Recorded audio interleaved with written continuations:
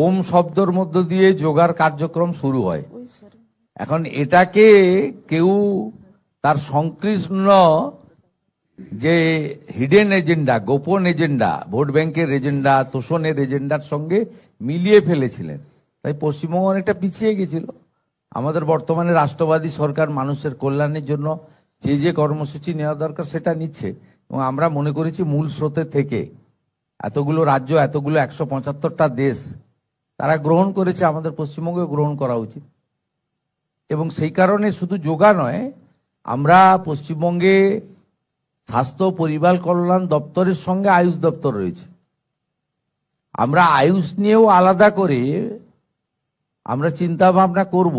আয়ুষের মধ্যে অনেকগুলো বিষয় রয়েছে যা এখানে নেগলেক্ট হয়েছে। কারণ আয়ুর্বেদ থেকে শুরু করে, হোমিওপ্যাথি থেকে শুরু করে এই পশ্চিমবাংলায় অনেক জিনিস নেগলেক্টেড হয়েছে।